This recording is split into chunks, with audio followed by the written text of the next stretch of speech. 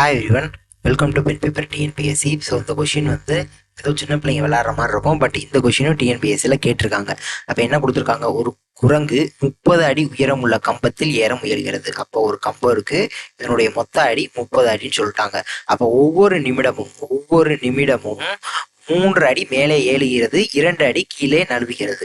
அப்போ 3 அடி மேலே போனோடனே 2 அடி கீழே வந்துடுது. அப்போ ஒரு நிமிஷத்துக்கு மொத்தம் 1 அடி போயிருக்கா, 1 அடி எங்க போயிருக்கு, மேலே போயிருக்கு. 3 அடி மேலே ஏறுது, 2 அடி கீழே வருதுங்கிறப்ப ஒரு நிமிஷத்துல 1 அடி மேலே போயிருக்கு. அப்போ அது வந்து கம்பத்தின் உச்சியை அடைய எத்தனை நிமிடங்கள் ஆகும்? அப்போ ஒரு நிமிஷத்துக்கு 1 அடி மேலே போகுது அப்படின்னா 30 அடிக்கு 30 நிமிஷம். அப்ப இந்த ஆன்சர் தப்பு, 30ன்னு வராது.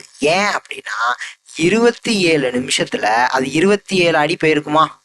28 நிமிஷத்துல ஃபர்ஸ்ட் என்ன செஞ்சிருக்கும், 27 3 அடி மேல போயிருக்கா. அப்ப 3 மேல போயிருச்சு. அப்ப இங்கேயே 30 ரீச் பண்ணிருச்சு. ஸோ அப்ப உச்சியை அடைஞ்சதுக்கு அப்புறம் அது வந்து திருப்பி கீழே வராது. ஓகே தானே? அப்ப 28 நிமிஷத்துல அது 30 அடியை ரீச் பண்ணிருச்சு, உச்சியை வந்து அடைஞ்சிருச்சு. அப்ப நமக்கான ஆன்சர் வந்து 28 நிமிடங்கள் அப்படிங்கறத நமக்கான ஆன்சர்.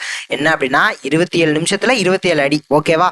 28வது நிமிஷம் 28 மினிட்ஸ், 28 நிமிஷத்துல அது 30வது அடியை ரீச் பண்ணிடுச்சு. அப்ப ஆன்சர் வந்து எத்தனை நிமிடங்கள் ஆகும்னா 28 நிமிடங்கள் ஆகும். நான் 28 நிமிஷத்துல அது 30வது அடி அந்த உச்சியை வந்து அடைஞ்சிருச்சு. ஸோ அப்ப நமக்கான ஆன்சர் வந்து 28 மினிட்ஸ் அப்படிங்கிறதா, 28 மினிட்ஸ் 28 நிமிடங்கள் அப்படிங்கிறதா நமக்கான ஆன்சர். ஸோ நெக்ஸ்ட் வீடியோவில் பார்க்கலாம். Thank you to all.